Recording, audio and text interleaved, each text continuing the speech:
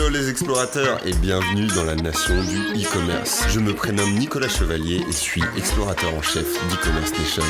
Dans ce podcast, je vous emmène dans les coulisses du e-commerce en France. Comme chaque mercredi, vous découvrirez des retours d'expérience exclusifs, des histoires inspirantes et des personnalités hautes en couleurs. J'espère que vous êtes confortablement installés pour ce voyage au cœur de la nation du e-commerce. Claire, bonjour. Bonjour. Merci de nous accueillir aujourd'hui. Est-ce que dans un premier temps, tu peux te présenter et nous retracer ton parcours professionnel ? Bonjour, en fait je suis donc la CEO de Light Online.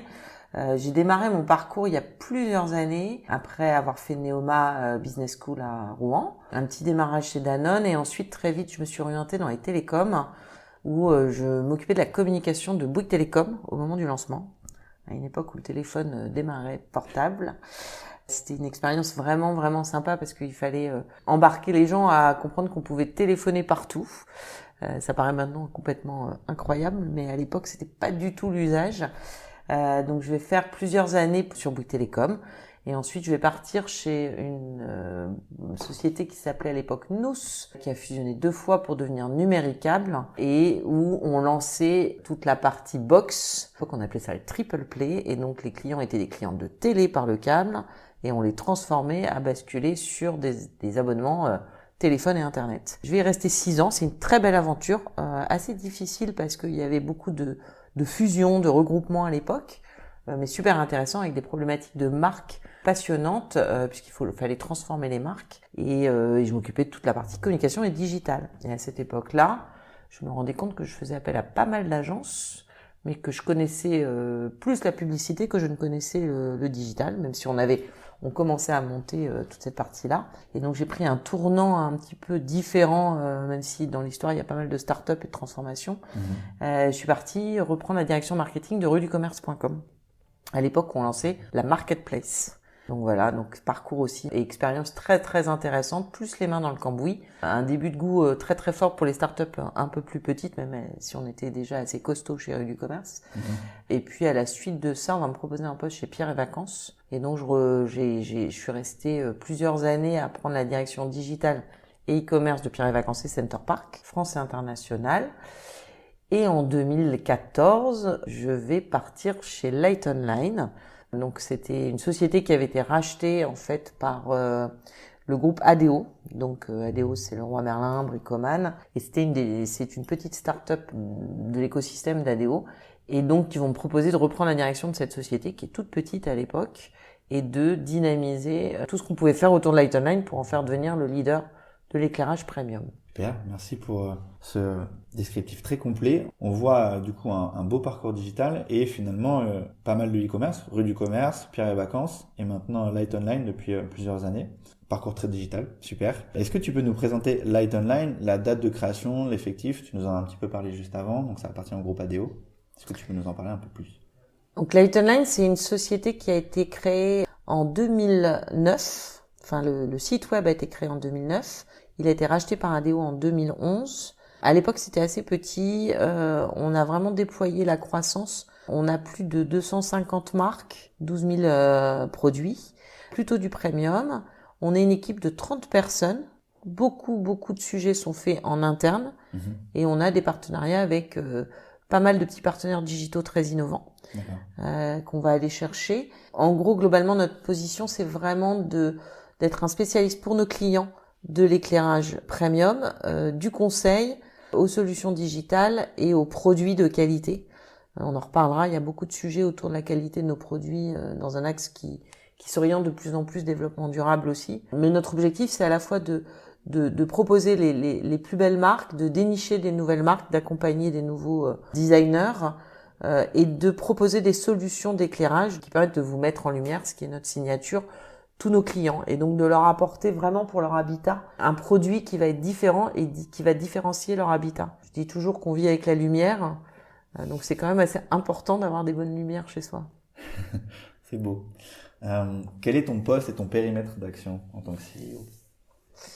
Alors moi, en tant que CEO, je m'occupe de choses très différentes parce que j'ai une très bonne équipe d'experts digitaux, on a une équipe de service client et sur lequel il y a des gros axes d'expérience client.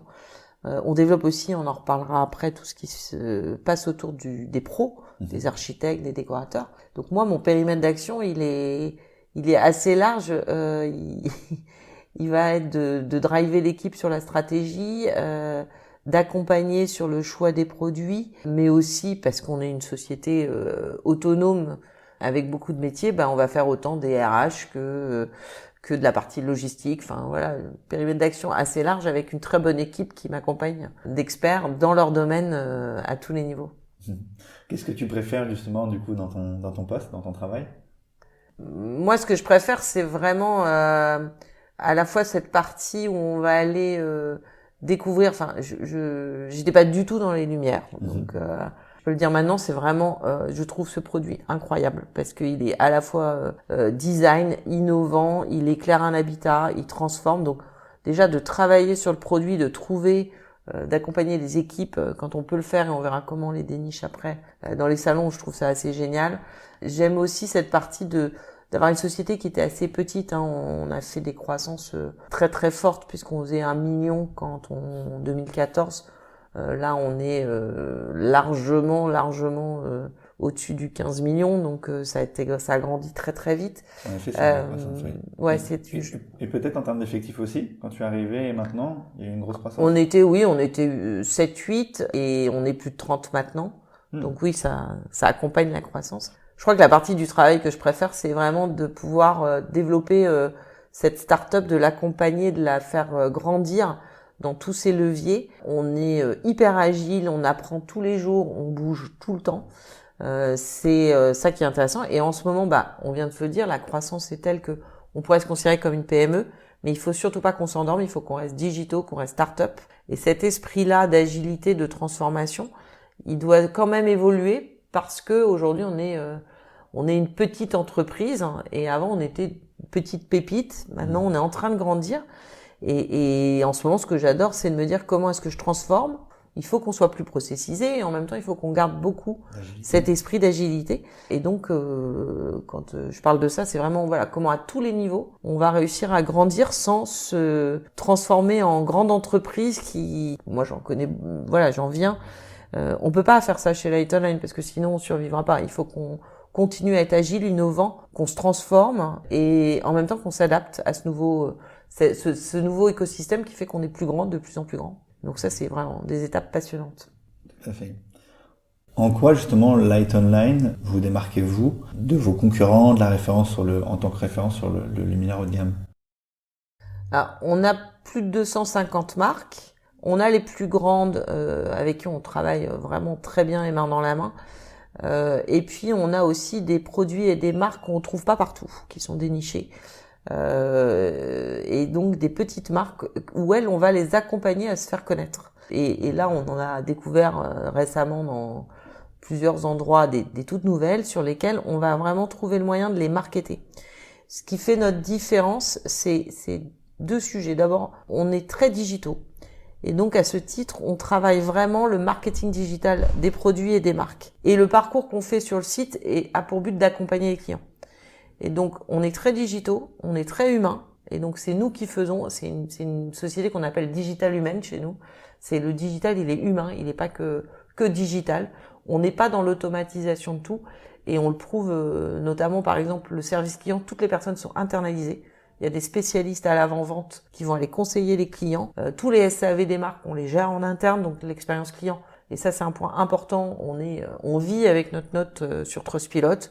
On vit avec la qualité de ce qu'on va produire, y compris de la logistique, de la livraison, jusqu'au suivi de nos clients. Et même, je parlais de l'avant-vente, ce qui donne un levier très humain. Et dans la manière dont on va accompagner sur le site, par les vidéos, par le contenu, le contenu est rédigé en interne, tout est fait en interne pour donner à nos clients les meilleures informations, la meilleure compréhension des produits. Choisir une lampe, ça peut être simple et ça peut être très compliqué. Quand tu connais le produit, tu te dis je veux cette lampe. On peut citer la Pipistrello, mais c'est valable pour des lampes comme les Tolomeo de chez Artemide, ou là on en a, c'est des JLD devant, les gens les connaissent, donc ça c'est facile entre guillemets, c'est-à-dire que là il faut qu'on soit présent, c'est les best-of du marché.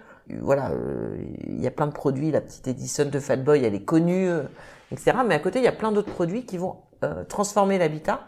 en faire pour nos clients un habitat unique et qui doivent répondre aussi à un besoin d'éclairage. Et donc notre rôle, c'est aussi de les accompagner là-dessus.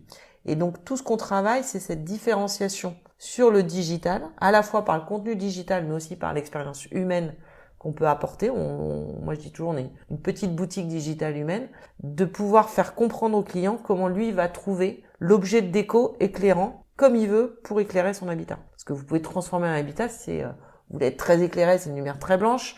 Vous pouvez avoir des lumières beaucoup plus chaudes qui vont transformer la maison. Les deux, avec les côtés d'immeuble. Et tout ça, c'est notre job. Et il y a un domaine un peu aussi technique, et peut-être que j'accompagne les clients aussi là-dessus, justement, sur cette partie, pour mieux comprendre le luminaire, quoi, tout simplement. Ah oui, tout à fait. Ce qui est assez passionnant dans le luminaire, c'est que c'est un produit qui évolue. C'est-à-dire que, alors, je compare parfois avec des canapés, en disant le canapé, il va un peu évoluer dans l'assise. Mais le luminaire, aujourd'hui, on parle de connecté, on parle de techno, le LED. C'est vrai que quand tout le monde se dit, tiens, j'ai un luminaire à LED, est-ce qu'il va durer parce que c'est du LED intégré? Toutes ces questions-là sont posées. Après, vous avez aussi des luminaires donc il y a toute la technique, on va dire, vraiment d'évolution du connecté, mais vous avez aussi des questions qui peuvent se poser pour quand vous achetez une lampe pour une salle de bain ou pour dehors. Il y a des normes, il y a des IP, il faut pas se tromper. Et donc tout ça, c'est notre job. Et c'est vrai qu'on fait aussi à ce niveau-là beaucoup de vidéos pour expliquer à nos clients comment ça marche et comment faire les choix. Pareil, toujours internaliser la partie vidéo. Vous êtes un peu accompagné. On travaille en partenariat avec une journaliste blogueuse, mais on fait aussi beaucoup de vidéos propres et on a aussi un partenariat avec Tister dans lequel on a les vidéos des clients. On a été un des premiers à travailler. On aime bien les petits partenariats de démarrage. Donc super boîte. Ouais. Voilà, super boîte. Et quand on découvre les clients expliquant le produit, c'est quand même le meilleur exemple. Ce sont les meilleurs ambassadeurs. C'est nos meilleurs ambassadeurs. Donc voilà. Et après, on travaille donc aussi des vidéos avec donc une journaliste qui s'appelle Jessica et qui va expliquer les produits. Et on a aussi, on a les marques qui vont nous apporter du contenu. Mais c'est vrai que notre contenu propre permet d'être beaucoup plus dans l'explication.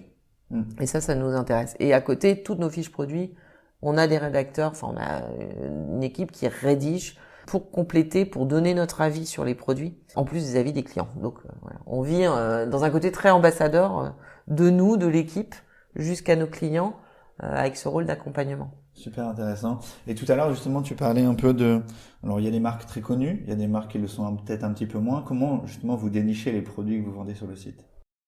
Alors, cette chasse. Avant Covid, on écrémait les salons en Europe. On a eu la chance de pouvoir recommencer un peu à la rentrée. Donc, on va aller dans des salons comme Maison et Objets, mais on va également dans des salons à Milan, en Allemagne, à Copenhague, parce que nos marques sont principalement européennes. Il y a une grande force du design italien sur le luminaire. Les Français sont très très bons, en train de beaucoup bouger aussi sur ce secteur. Et on a aussi de manière clairement les Scandinaves qui vont être très forts. Et puis après, on va en voir un peu en Espagne, au Portugal, qui sont en train de démarrer. Et les pays de l'Est qui vont arriver là, parce qu'ils ont pas mal d'idées, toutes ces lampes. Mais on reste vraiment dans de la production au maximum européenne. Et donc nous, on va dans les salons. Et puis on a eu une petite période où il y avait moins de salons, on sait tous pourquoi. Et à ce moment-là, c'est notre job d'aller aussi sur Instagram, sur Pinterest, de trouver. Beaucoup de journalistes aussi... Parfois, on a beaucoup d'idées par les journalistes quand on regarde dans la presse ou sur le digital. Donc ça, c'est le rôle des chefs de produits. C'est des dénicheuses. Donc voilà. Et ça nous a permis de découvrir vraiment des petites marques sur lesquelles on est en train de créer. Voilà, il y a un petit espace sur le site où vous pouvez voir nos dénichés. Et ça, c'est assez rigolo parce que c'est des marques qu'on voit pas partout, avec des jeunes qui sont en train de pas mal innover, quoi. Super, intéressant. Peut-être même des créateurs qui sont pas forcément sur des salons, et en effet que vous avez peut-être découvert au travers d'Instagram. Exactement, Instagram, Pinterest, source d'inspiration. Et pour nos clients, mais pour nous aussi. Alors, tu l'as dit tout à l'heure, combien de références ça représente? On a à peu près 12 000 références en ligne. En ligne. C'est-à-dire qu'on sélectionne dans les catalogues ceux qu'on met en ligne. En revanche, par exemple, pour les professionnels, ils peuvent prendre, mais même pour un client, s'il veut une référence d'une marque qui n'est pas en ligne, il peut aller nous la demander. D'accord. Et on va l'activer et pouvoir lui vendre. Super. Voilà. Par contre, nous, on fait, même si ça paraît beaucoup, 12 000, on fait une sélection et de marques et de produits dedans. Voilà, parce qu'il y en a beaucoup des lampes. Est-ce que vous avez développé une marque en propre? Non, on n'a pas développé de marque en propre en soi pour l'instant. C'est une question. Par contre, on travaille beaucoup des exclusivités avec des marques. Alors, ça peut être des exclusivités sur des iconiques en termes de couleurs ou en termes de matière, ou alors avec d'autres marques, des petites marques ou des nouveautés sur lesquelles on va mettre en exclusivité ou en avant-première des produits. Donc, on a créé par exemple un produit qui s'appelle la Bloom avec Carpian Easy Light. On a lancé il y a pas très longtemps un nouveau produit avec Élise Foin, qui est une designeuse française qui a travaillé avec la maison de tapisserie Jules Pensu. Et donc là, c'est des produits qu'on va aller accompagner, lancer pour pouvoir vraiment créer aussi notre âme propre au fur et à mesure. Mais on réfléchit à d'autres idées autour du produit et des exclusivités, pourquoi pas une marque. Quand tu dis exclusivité, vous participez quand même un petit peu à cette conception dans le produit, ou parce que exclusivité, c'est exclusivité sur le lancement, ou aussi plutôt collab? J'ai un peu de mal avec les deux termes. Alors, on a commencé les collabs. On commence à réfléchir sur des collabs, c'est vraiment des produits qui sont. La Bloom en est un exemple de chez Carpian Easy Light. C'est un produit qu'on a avancé. Ils nous ont proposé. Alors, moi, je considère que chacun doit faire son métier et les designers sont des professionnels et moi, je suis pas une designeuse. En revanche, on va regarder les produits qui nous sont proposés par ces maisons et ces designers. Par rapport aux tendances, au potentiel du marché, et donc de se dire ok, ce produit-là, on va pouvoir vraiment en faire quelque chose qui est intéressant dans ces exclus. Alors quand c'est un produit type, on va prendre la Pipistrello, on va choisir les couleurs. Par exemple, là, on a un sable doré et un gris graphite. Là, nous, on va dire ok, c'est ces couleurs-là qu'on considère dans la tendance par rapport à ce qu'on voit et dans nos études. Quand on parle de produits sur lesquels un designer a une idée, l'important dans notre rôle, c'est de lui dire, ok, ça peut marcher. On va pas essayer de trop le transformer. Ça, c'est aussi le rôle des marques. Il y a des experts dans tous ces domaines-là. Mais on va quand même accompagner, choisir les couleurs, sélectionner. On va avoir plusieurs produits qui vont arriver. On va sélectionner celui qui va. Et puis, quand on propose des choses où on se dit, ok, ça peut marcher ou pas, c'est notre job de le dire aussi. Bien sûr, par rapport aux tendances de vente et par rapport au métier que vous connaissez bien, c'est-à-dire vendre le luminaire, tout simplement. Et effectivement, par les produits et les marques qu'on connaît, on est effectivement on voit beaucoup de nous les tendances. Et à se promener dans les salons, on voit énormément les tendances ou du moment ou de qu'est-ce qui pourrait devenir demain une vraie tendance. Alors on parlait, alors tu l'as un peu évoqué tout à l'heure, on parlait de clients. Quels sont vos clients? Particuliers, on imagine très bien, mais également professionnels? Oui, alors oui, tout à fait. Nos clients, ils sont principalement, nous, on a créé un site e-commerce pour les particuliers. Au démarrage, c'était vraiment à vocation de répondre au grand public sur les produits, et c'est le site lightonline.fr. Au fur et à mesure des années, même moi quand je suis arrivée, on se rendait compte qu'il y avait beaucoup d'architectes, d'électriciens, de décorateurs qui nous appelaient pour passer des commandes.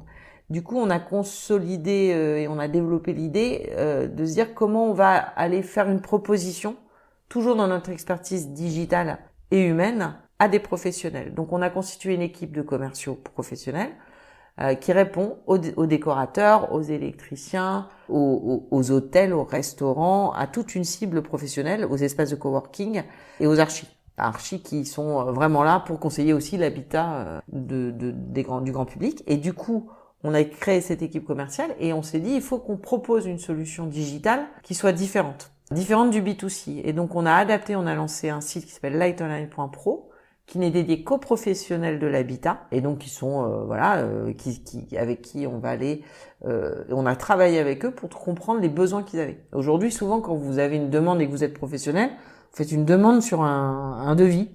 Donc vous remplissez une fiche d'information et puis vous dites OK, je veux ça. Nous, on a consolidé ce site où dans leur compte, ils peuvent créer leur devis, donc des formes de projet. Ils peuvent faire des demandes directement, ils peuvent les mettre au panier, donc ils peuvent passer des commandes en direct. Ce qui les intéresse, c'est d'avoir le stock quand ils sont pressés. Un professionnel, il va avoir un projet qui peut durer longtemps et d'un seul coup, il devient très urgent. Donc, il faut pouvoir répondre rapidement. Et donc, ce qu'on propose sur le site web, on le disait tout à l'heure, il y a 12 000 références, il y a des marques et des produits qui ne sont pas les mêmes, enfin il y en a plus et différents pour les besoins des professionnels.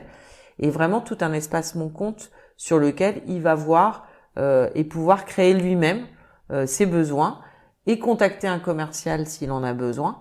Et donc ça permet d'avoir vraiment une interaction plus professionnelle dans la manière digitale. Il va encore évoluer ce site parce qu'effectivement on s'adapte avec les besoins des consos. Super intéressant. B2C et B2B, c'est pas forcément tous les sites e-commerce qui peuvent prétendre à faire ces deux types de business qui parfois sont loin l'un de l'autre, puisqu'en effet les besoins sont pas du tout les mêmes, l'expérience pour l'utilisateur, le client final, pas du tout la même. Ce sont deux plateformes différentes ou c'est vraiment structuré sur le même type de site? Ah non, c'est deux sites vraiment différents. Okay. Voilà, c'est la même techno derrière. C'est la même techno, c'était la question que j'avais posée. Voilà, c'est la même techno, on a la même techno.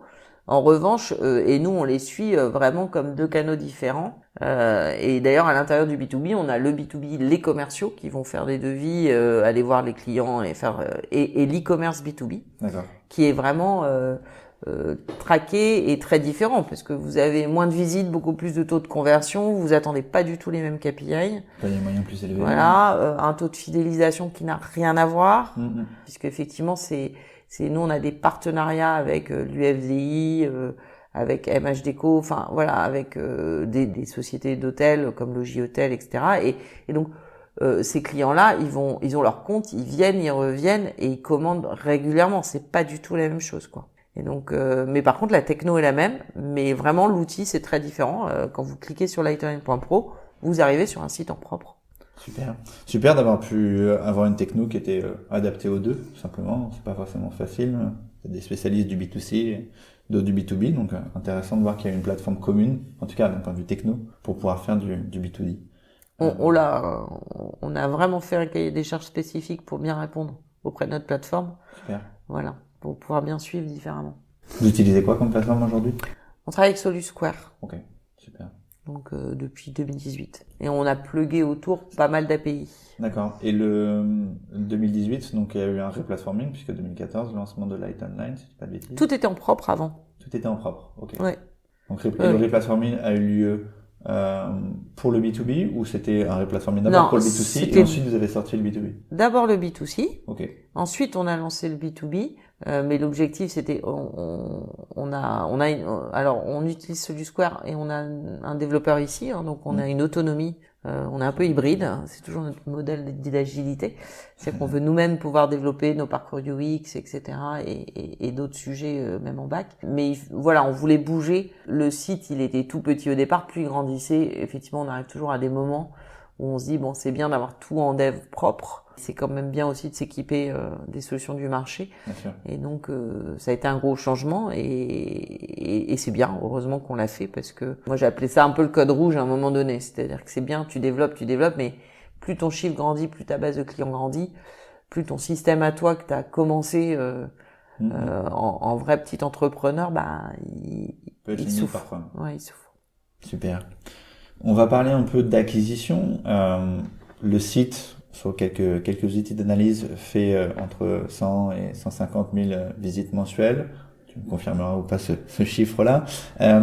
Comment est généré principalement ce trafic-là? Est-ce qu'on parle de SEO, SIA, beaucoup sur les réseaux sociaux? Est-ce que tu as un peu une idée d'où vient principalement ce trafic? Alors, beaucoup du trafic va venir de Google, de manière assez égale entre SEO et SIA. Ok. Après, on travaille pas mal les réseaux sociaux également, donc c'est tout à fait ça. Les nôtres, c'est Instagram, Pinterest. Donc c'est les réseaux d'inspiration et de décoration. On a une stratégie qu'on développe de plus en plus autour de l'emailing. On a une base de clients qui sont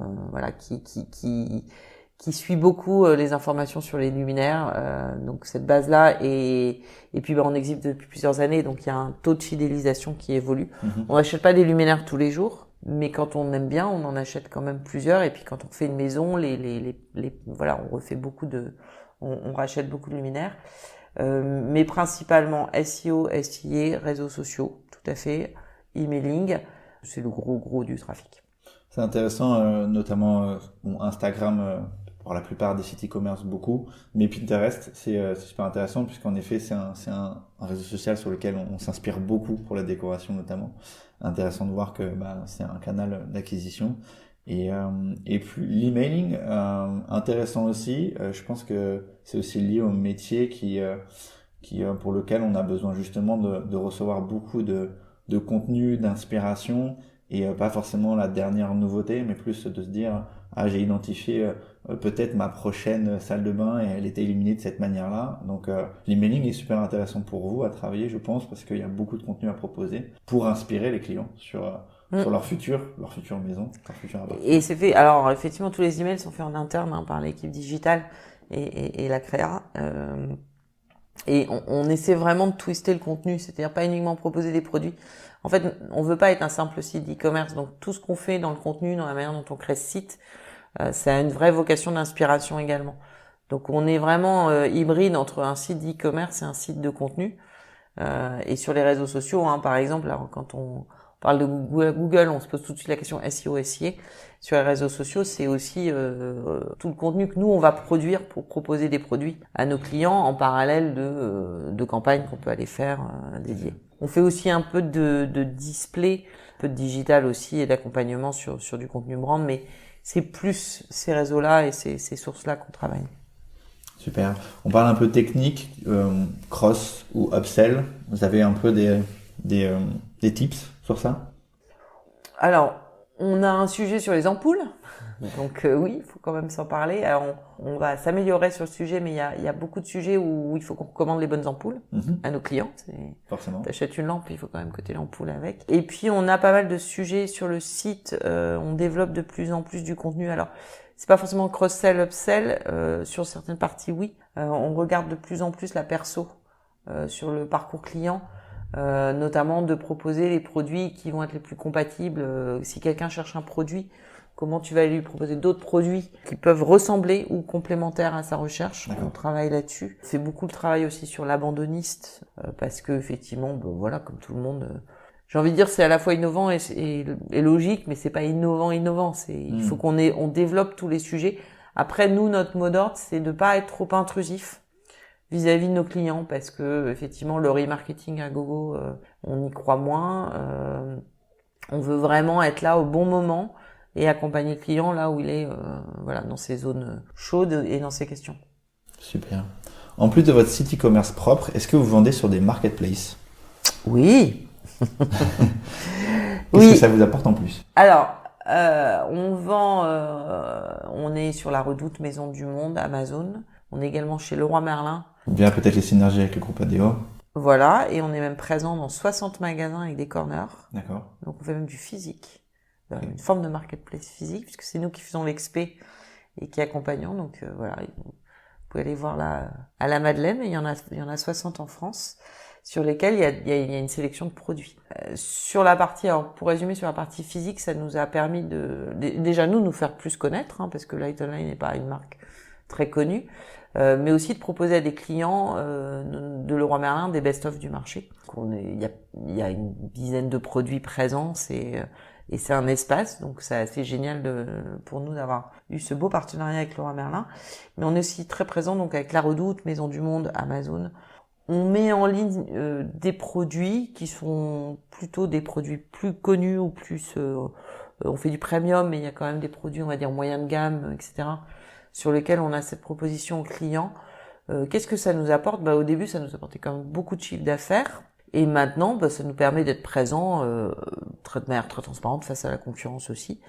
Mais c'est pas le levier qu'on active le plus, on va dire, puisque aujourd'hui c'est notre site e-commerce qui est le gros driver. Mais on est très content. Et puis en plus, chaque marketplace, si on prend par exemple Maison du Monde, c'est une marketplace sélectionnée. La Redoute, c'est quand même le portail de la déco. Donc on est assez content des partenariats aussi qu'on a créés avec eux. Pour votre présence de marque aussi également intéressant. Oui. Et puis je pense que c'est pas, en fait, les clients qui vont aller sur ces marketplaces, c'est pas forcément ceux qui vont aller chez Light Online. Donc l'intérêt pour nous, c'est de répondre à des besoins qui sont différents par des produits et des gammes. Et d'ailleurs, c'est assez intéressant parce que chaque marketplace, même entre elles et par rapport au site, ne vendent pas la même chose. Donc on voit bien que c'est pas les mêmes clients qui vont aller chercher les produits. Et du coup, ça vous permet aussi d'affiner la sélection que vous proposez sur chacune des marketplaces. Exactement. Et de comprendre des produits, voilà. Intéressant. On va parler un petit peu des pics de trafic, des pics de vente. Je suppose que vous avez identifié des périodes. Dans l'e-commerce, il y en a beaucoup. Chez E-Commerce Nation, on publie notamment un calendrier de toutes les périodes un peu phares, fastes. Quelles sont-elles pour vous? Vous l'avez fait sur la déco? Alors on l'a fait en fait sur le calendrier. C'est un calendrier qui retrace tous les moments forts avec Ouais. la fête des pères, la fête des mères, la peak season, on va parler de Black Friday, du Cyber Monday, etc. C'est un calendrier voilà, qu'on affiche pour tous les marchands qui débutent et qui ont besoin de comprendre un peu les bonnes périodes. Alors sur la déco, en fait, on a la chance on n'a pas de mois très creux. Parce que par exemple, si vous prenez souvent juillet et août qui est considéré comme creux, nous on a quand même cette chance de pouvoir équiper les maisons de vacances et notamment la outdoor. Donc tout ce qui est lampe extérieure, c'est quand même un gros pic de saison. Et on vend beaucoup d'extérieur, on va dire, sur mai, juin, juillet, août. Donc ça veut dire qu'il n'y a pas un gros creux. Ça tombe pas d'un coup et ça redémarre pas d'un coup. D'accord. Ça, c'est sûr. Après, nous, les gros pics, c'est en ce moment, c'est le Black Friday. C'est la période de Noël. En fait, les lampes, c'est aussi un joli cadeau de Noël. Et donc là, c'est des mois, novembre-décembre, qui comptent double de manière très claire, avec un moment très rapproché qui démarre autour du Black Friday on va dire, quelques jours avant Noël, et sur lesquels, là, c'est très très fort en activité. Voilà. Et après, vous avez le démarrage de la saison outdoor qui va démarrer en avril. Et sinon, c'est des mois, effectivement, moi je suis toujours étonnée, c'est des mois assez proches. Vous voyez, il y a pas, vous n'avez pas vraiment des courbes très très marquées.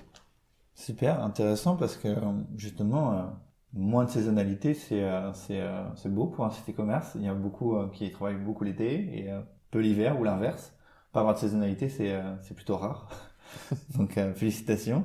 Est-ce que alors on a parlé des pics d'activité, on connaît tous le Black Friday, etc. Mais je pense qu'il y a quelque chose qui a beaucoup impacté Light Online, c'est le Covid. On sait que beaucoup de ménages sont restés chez eux, ils en ont peut-être profité pour revoir leur intérieur, ils ont peut-être aussi changé leur façon de consommer, justement sur la déco. Est-ce que c'était une belle période pour vous et est-ce que ça a changé un petit peu le marché? Alors, c'était une belle période pour nous parce on avait la chance d'être dans deux secteurs mélangés qui étaient pendant le Covid. Donc, on va dire, on était un site internet. 2, on était dans la déco. Donc, c'était un peu un combo assez intéressant.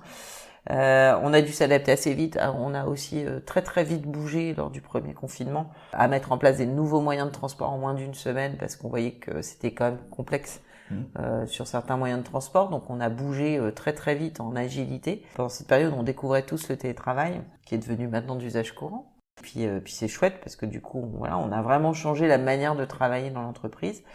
Ce qu'on peut retenir du Covid, c'est que je pense que ça a fait prendre. Moi, je viens du tourisme où c'est quand même un secteur qui est très très digital, qui a complètement été transformé. Sur la partie déco, c'était vraiment la part de l'e-commerce, c'était pas très forte. Et donc en fait, ça a fait accélérer de 2 années, je pense à peu près, la transformation digitale du secteur de la déco. La bonne nouvelle, c'est qu'on continue quand même la croissance, qu'on soit, on va dire, en période de confinement ou déconfiné. Okay. Et c'est sûr, et vous avez raison, que tous nos clients se sont retrouvés chez eux, se sont rendus compte, à force de vivre chez eux, qu'ils avaient envie de twister et d'avoir des nouveaux... on a tous regardé nos murs, nos canapés en se disant tiens, c'est vrai que là, maintenant que je le vois tous les jours, 24 sur 24, je vais peut-être faire quelque chose. Et ça a aussi bougé à ce niveau-là, au niveau des ménages. Et ça, c'était vraiment une période qui nous a permis, je pense, de gagner plusieurs années. Nous, on a travaillé énormément à ce moment-là, le SEO, les sujets UX. C'est-à-dire qu'on n'a rien lâché, on s'est priorisé pour pouvoir vraiment proposer un parcours UX assez idéal et un développement de tout ce qui était SEO très fortement dans l'équipe. Voilà, donc ça a beaucoup boosté en B2C. Le B2B, par contre, il a un petit peu plus souffert. Donc on avait quand même les restaurants, les hôtels fermés. Donc il y avait beaucoup de chantiers à l'arrêt à cette époque-là. Et ce qui est bien, c'est que ça redémarre. Donc c'est pareil. Voilà, on a eu un secteur qui a explosé dans les ménages chez soi. Et puis une autre partie qui s'est mis un peu plus à l'arrêt et qui redémarre.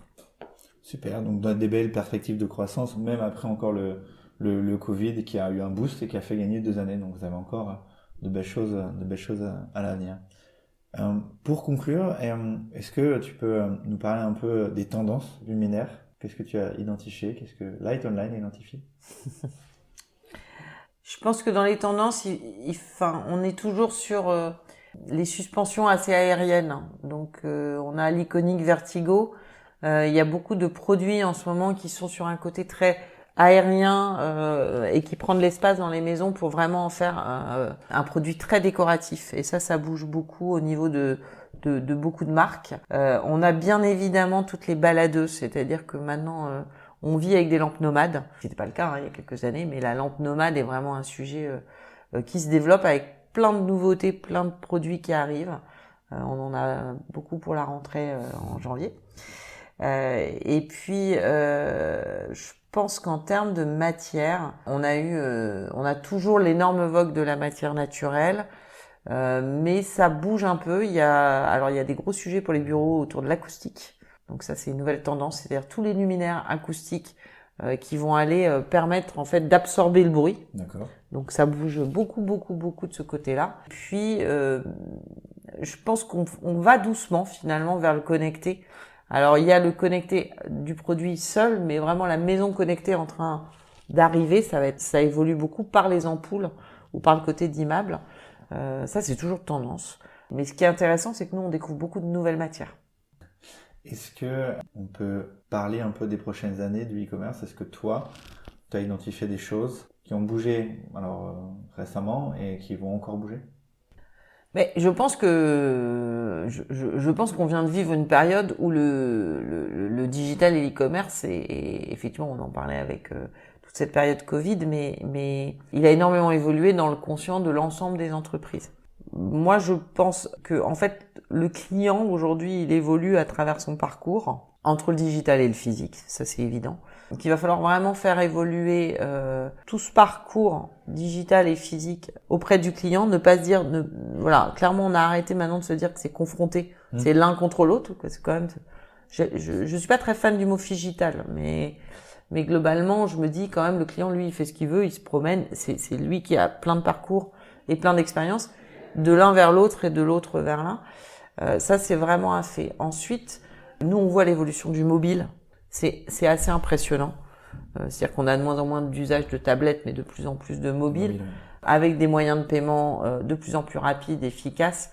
Donc, on sent vraiment cette évolution des outils qui vont permettre aux clients d'accélérer sur la manière d'acheter, on va dire, d'avoir plus de confort dans leur achat et de se sentir de plus en plus rassurés. Mais après, moi, je sens, et alors je le vois sur les luminaires en termes de produits, parce que j'en parlais pas tout à l'heure, il y a quand même une énorme prise de conscience développement durable des clients.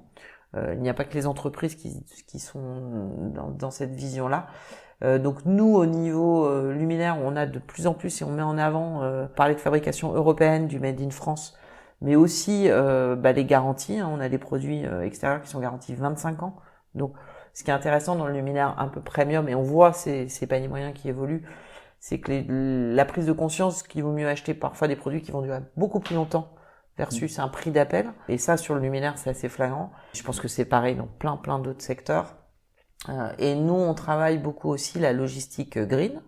Donc, on a lancé un partenariat avec Deliver.Me, qui est une livraison à vélo. Donc, voilà, vous pouvez voir des pipistrello dans Paris à vélo, c'est nous. Mais on est en train de livrer des produits de plus en plus dans cette prise de conscience. Et donc, je pense que le digital et l'e-commerce doit réfléchir et penser green, mais dans sa manière d'être. Et donc, pas uniquement de dire je vends des produits green ou je dis ça, mais vraiment comment dans la prise de conscience des entreprises, parce que l'e-commerce peut être très très green. Il y a plein de possibilités. Et donc, c'est de bien le faire, voilà, qui est important. Et donc, dans les prochaines tendances, pour moi, ça va être très axé là-dessus, sur la consommation durable. Super, merci. C'est une tendance qu'on a nous aussi identifiée chez E-Commerce Station et qui est beaucoup suivie en effet. Tu en parles, mais on en a déjà parlé beaucoup sur notre site et avec beaucoup d'autres marchands. Donc c'est super. Merci beaucoup pour cette interview et à très bientôt. Merci, au revoir.